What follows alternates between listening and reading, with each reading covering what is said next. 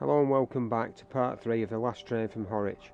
When we last saw you, we were at the little canal number 4 pit.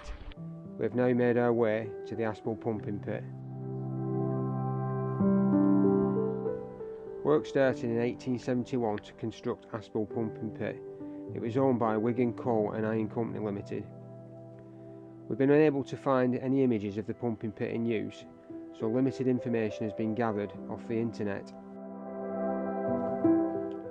The pumping pit was closed in 1932, and the closure caused the flooding of Scott Lane collieries and the West Horton coal and canal collieries. During our research, we found out that they had a chimney which had been demolished in 1955. It had 5 Lancashire boilers, an underground pumping engine which was installed in 1894. It also had 3 underground electric pumps which were also installed in 1908. It had a single cylinder horizontal winding engine geared to a winding drum with a wooden headgear and single pulley. It's difficult to imagine what it looked like. Its pit shaft was 21 feet in diameter. The building was made to last at 8 bricks thick, supporting large stone blocks. It's been stood for 90 years abandoned in the woods. It has a weird eerie feeling when you stood in the woods. Only the birds can be heard. It's weird.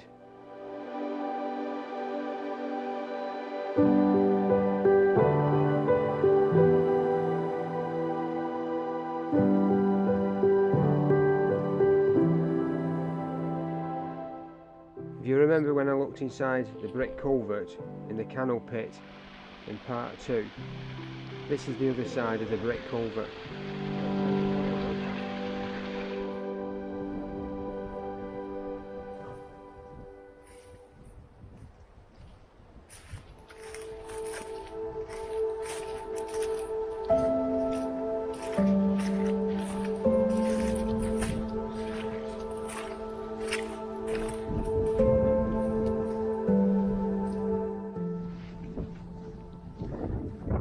It's complete disappointment this morning, but I thought we might have found a bit more than we did.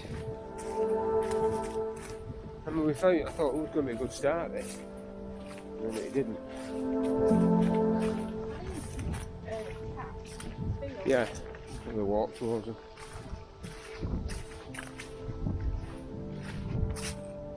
They're air shafts, I think.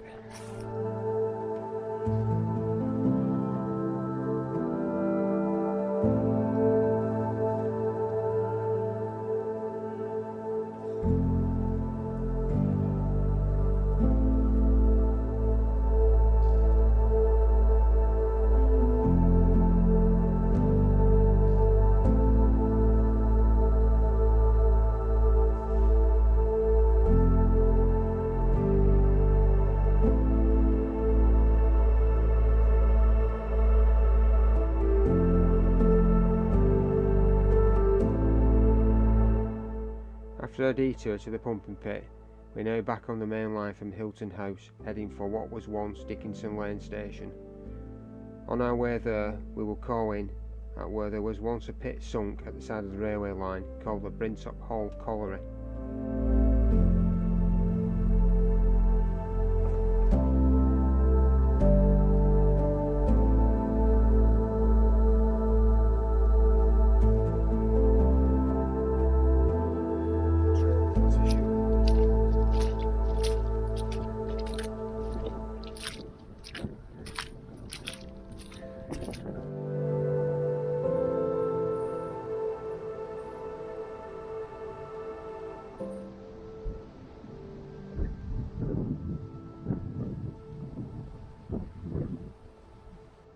Iron pyrites indicate mine workings, and looking at that, looks like there's a lot of water coming out of that hole.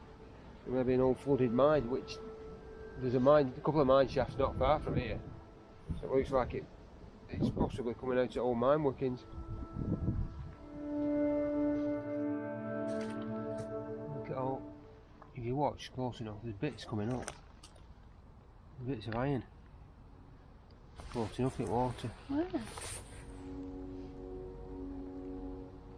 You see it every now and again, a lump come up.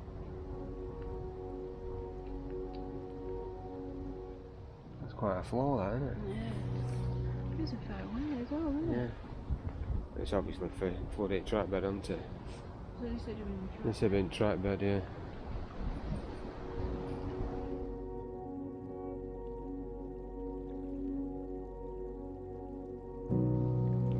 We're now arriving at the Brintop Hall Colliery. This opened in 1865 and closed in 1890. The engine beds that supported the winding engine are still in the woods amongst the rubble from the colliery, but there's not much else left. So it's two old engine houses, I think.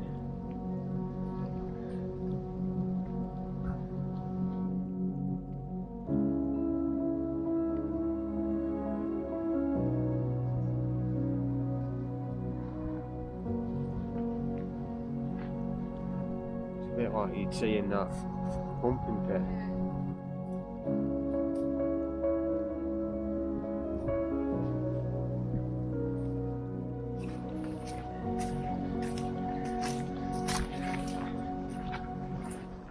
We're now heading towards Dicconson Lane Station. Only 1 o'clock. This was one of the 2 stations on the Bolton avoiding line.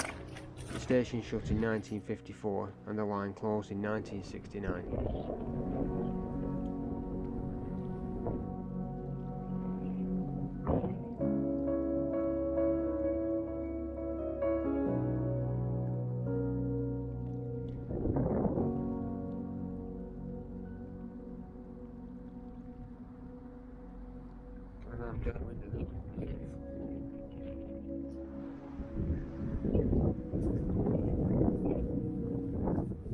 We're now heading down towards Dicconson Lane, where a bridge took the railway over the road and the entrance to the station platform once stood. We're now stood opposite where the railway would have crossed the road. I've been unable to find any photographs of the bridge, the station, in fact the area around the station. So we're just going to head off a little further down the line, let's see what we can find.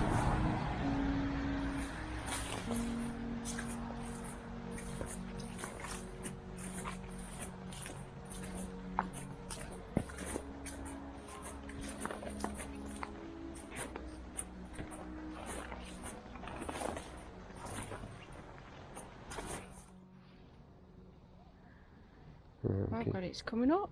Right, it might be. Is that overbridge into here? That farm bridge. Yeah.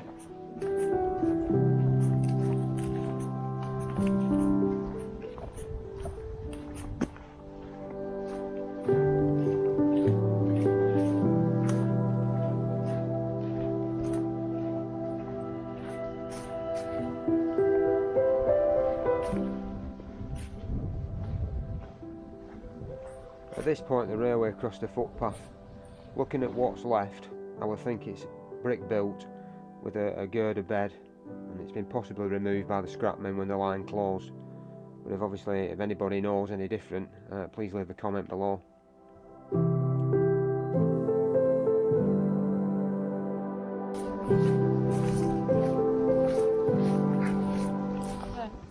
Oh yeah, still in. But yeah, base of it's metal. Hidden in the bushes, we've managed to find the base of an old signal. It was marked on the OS map. A little bit further along, find of the day, an old beware the train sign. So that said beware of the trains, huh? Because there was a footpath here, just in leaves. Yeah, bottom of the telegraph pole as well. Managed to find the bottom of what would have been a supporting wire for a telegraph pole. And next to that, poking out of all the leaves, we found a 1948 Buller's insulator. So obviously that ended up going in rucksack.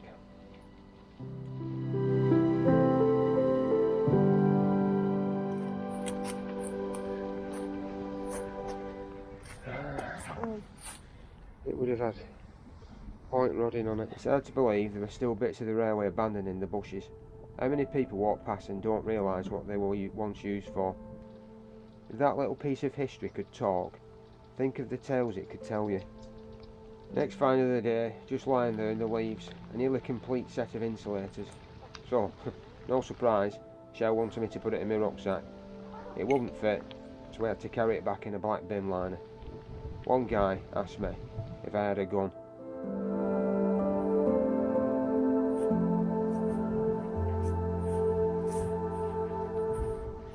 We're now at the site of the Hindley and Blackrock Junction signal box. The timber signal box was supported on the embankment wall at this point that we can see. There's still a lot of point rodding and other little bits near to the site of the old signal box.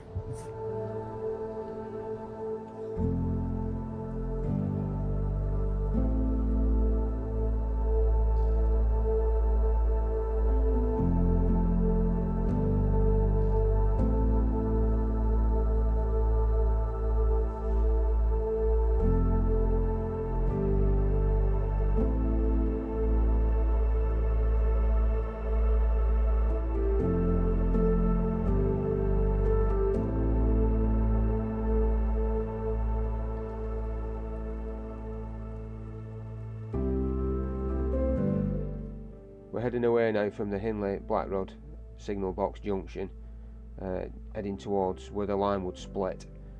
It would be carried over two culverts, one on each side. To the left it would have gone to Dobb junction, and to the right it would go to Crow's Nest junction.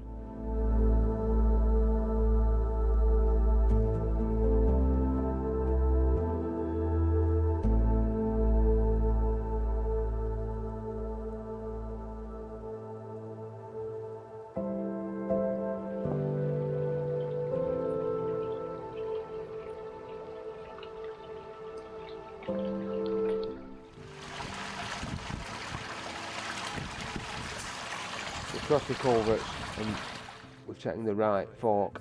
We're heading now towards Crow's Nest junction, and we'll bring you back when we find something. Oh, he's keeping going. Yeah, it's probably farmers probably spread it, isn't it?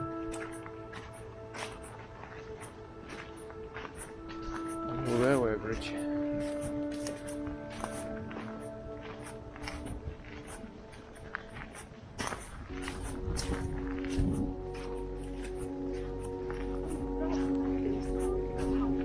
No.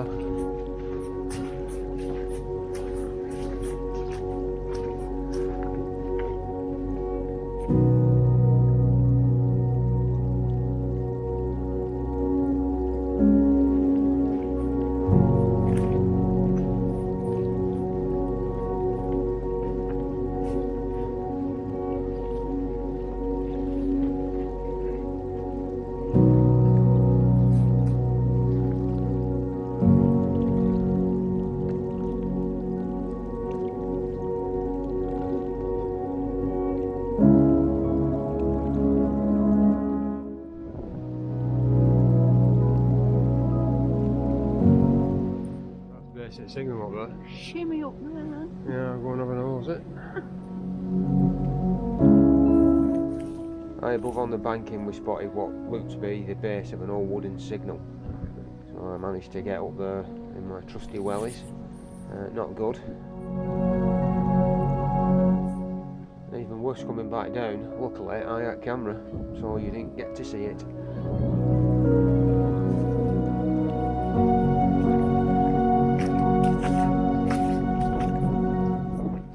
Looks like it's journey's end for us on this section at least. What would have been a railway bridge has now been filled in. Filled in, hasn't it? Rubbish there, but there's no access whatsoever to private land after this. So we decided to end the Crow's Nest section at this bridge, and we'll walk back and take the Dobb section. We start the next part at Hindley and Blackrock Branch Junction to Dobb. The weekend we decided to do this, it snowed. And in Wellingtons, trust me, your feet are cold. Which way are you going? Put your brave boots on, come on. Don't go through the middle. Oh, that's a bit deep. Oh, No, you might be better going around the edge. Yeah, that might not be a good idea. Are you going to have to go? I think actually we went round the other way. Other way. More fun, isn't it? What we're Yeah. doing? Bloody carry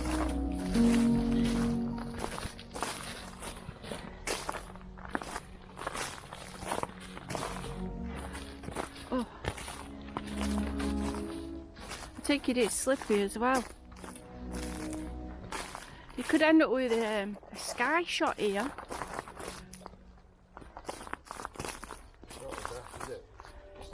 No, no. He come back.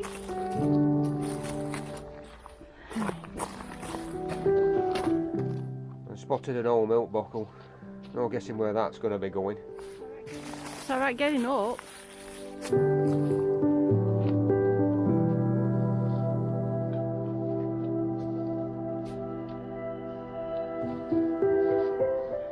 You need to put it somewhere. Carefully. Carefully. Don't break the bottle. Really caught. This is where it would have split now. That would have gone to Crow's Nest, eventually ended up at Crow's Nest and Dobbs Brow. So we went that way first. Yeah. Obviously we've come back to there, it's a bit crowded. We'll go this way. But this here, Well, this looks it like, just looking here, found on the map, plates. it's showing a building. Some kind of building. I'm assuming some kind of trackside up, possibly. It's obviously something. Because it's concrete, isn't it? everywhere. Yeah. That's bits of steel. So, Where's your steel? some con bits here. Right. And snow. So I reckon that's what where we are when it's up middle. So we're going to go down towards Dobbs Brow. So we're going back on this, or do you want to walk No, on we'll go this way? This Alright. is way to Dobbs Brow now. Right. Culvert. Oh, this takes you over at culverts. We don't fall first. Oh, yeah. He's a bit slipper. Yeah. That's the slippery you call. No, no. It could be you that falls today.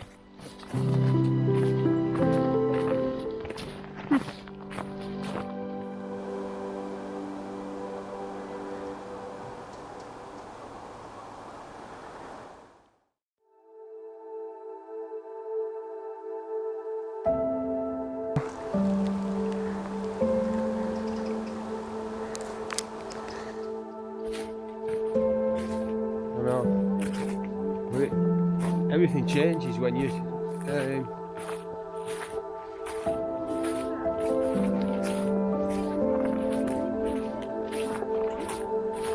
yeah, well I found it after. It's here down here. We're here, weren't it? No, not in snow. We're around here somewhere.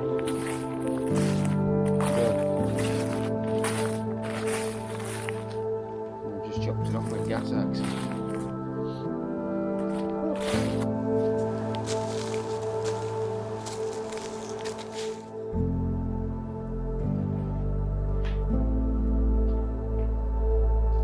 Another break. I'll have to leave it then, I'm picking up.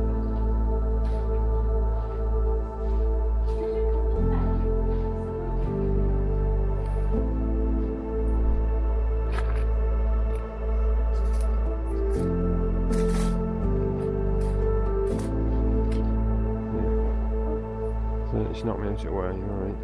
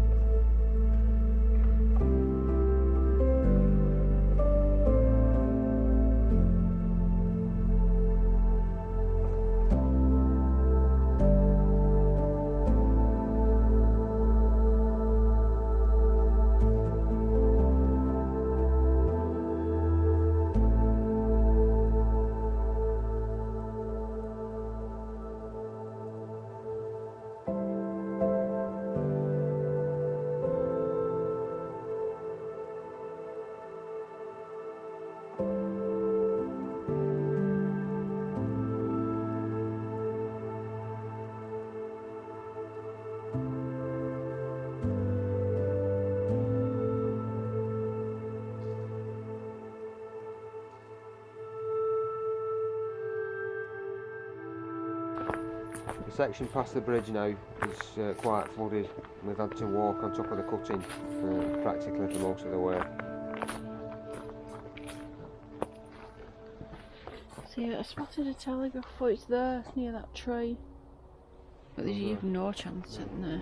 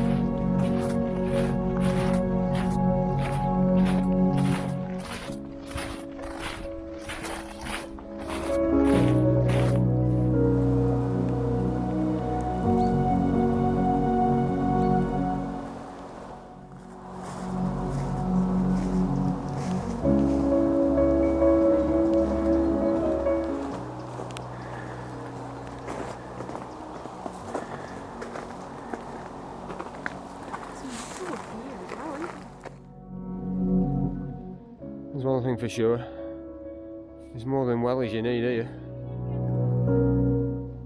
No.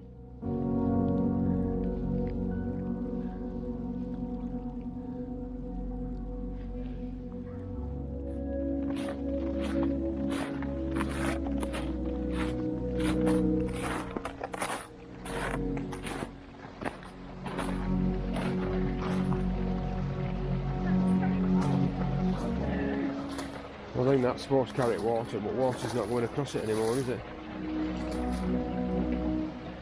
Well, it's marked up map as an aqueduct. What map's this on? Is it an old? Yeah, it's on the old OS map.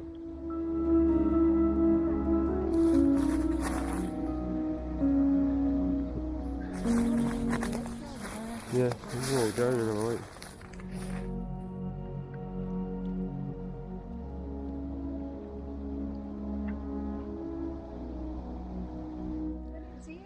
I had hold of the tree, even though I did slip. That's what you get with wearing wellies. Yeah, I know. I thought we were going to end up in it. You've been able to tell us how cold it was.